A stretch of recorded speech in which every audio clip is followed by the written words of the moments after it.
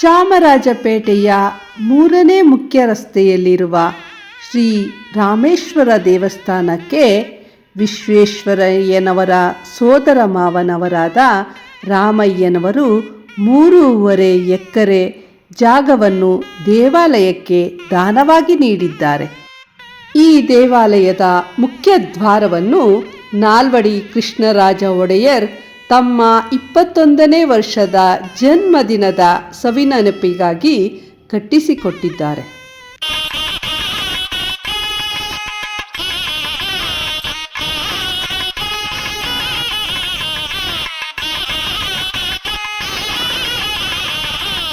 ರಾಮೇಶ್ವರ ಸ್ವಾಮಿ ದೇವರು ಸುಮಾರು 300-400 ವರ್ಷದ ಇತಿಹಾಸ ಇರುವಂಥ ದೇವಸ್ಥಾನ. ಕೆಂಪೇಗೌಡ ಕಾಲದಲ್ಲಿ ರಾಮೇಶ್ವರ, ಇಲ್ಲಿ ರಾಮದೇವರು ಪೂರ್ವಕ್ಕಿದ್ದಾರೆ, ಈಶ್ವರ ಉತ್ತರಕ್ಕಿದ್ದಾರೆ. ಇವೆರಡು ಸೇರಿದಾಗ ರಾಮೇಶ್ವರ ಅಂತೇಳಿ. ಕೆಲವರು ರಾಮೇಶ್ವರಕ್ಕೆ ಹೋಗ್ಬೋದು. ಹೇಗೆ ಅಂದರೆ ಒಂದು ಪದ್ಧತಿ ಇದೆ. ಯಾರು ಕಾಶಿಗೆ ಹೋಗ್ತಾರೋ ಅಂಥವ್ರು ಮುಂಚಿತವಾಗಿ ರಾಮೇಶ್ವರಕ್ಕೆ ಹೋಗಿ ರಾಮೇಶ್ವರನ ದರ್ಶನ ಮಾಡಿಕೊಂಡು ಅಲ್ಲಿಂದ ಮರಳು ತಗೊಂಡೋಗಿ ತ್ರಿವೇಣಿ ಸಂಗಮದಲ್ಲಿ ಬೆರೆಸಿ ಅಲ್ಲಿಂದ ನೀರು ತಗೊಂಡು ಬಂದು ಮತ್ತೆ ರಾಮೇಶ್ವರಿಗೆ ಅಭಿಷೇಕ ಮಾಡಿಸಿದಾಗ ಒಂದು ಕಾಶಿ ಯಾತ್ರೆ ಆಯಿತು ಅಂತೇಳಿ ಒಂದು ಫಲ. ಕೆಲವ್ರಿಗೆ ಅಲ್ಲಿಗೆ ಹೋಗೋಕ್ಕೆ ಅನಾನುಕೂಲ ಇರೋವಂಥವ್ರು ರಾಮೇಶ್ವರಕ್ಕೆ ಇಲ್ಲಿಗೆ ಬಂದು ನಮಸ್ಕಾರ ಮಾಡ್ಕೊಂಡು ಕಾಶಿಗೆ ಹೋಗ್ತಾರೆ. ಕಾಶಿ ಗಂಗೆ ತಗೊಂಡು ಬಂದು ಈ ದೇವರಿಗೆ ಅಭಿಷೇಕ ಮಾಡಿಸ್ತಾರೆ. ಹೀಗೆ ತುಂಬ ವರ್ಷಗಳಿಂದ ನಡ್ಕೊಂಡು ಬರ್ತಾ ಇದೆ.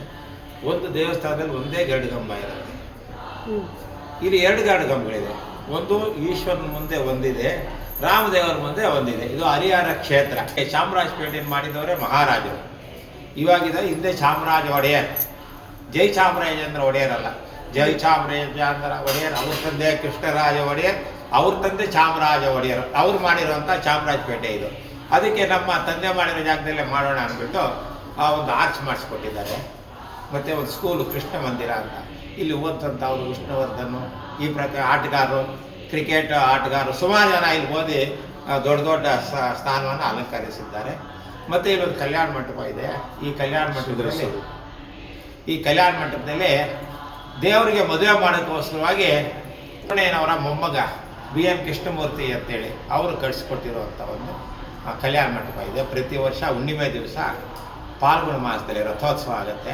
ರಥೋತ್ಸವ ಆದಾಗ ಆ ಜಾಗದಲ್ಲಿ ಕಲ್ಯಾಣೋತ್ಸವ ನಡೆಯುತ್ತೆ. ಯಾರಿಗೆ?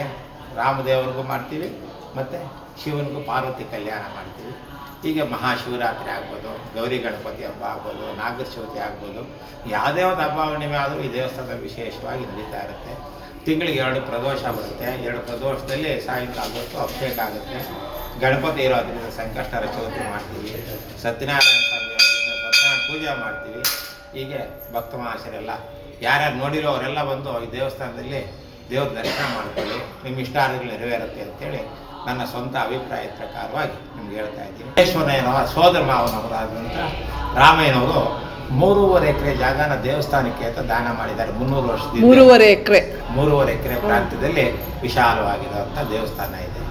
ಈ ದೇವಸ್ಥಾನ ಬಹಳ ಪವಿತ್ರವಾಗಿರುವಂಥ ಶುಭ.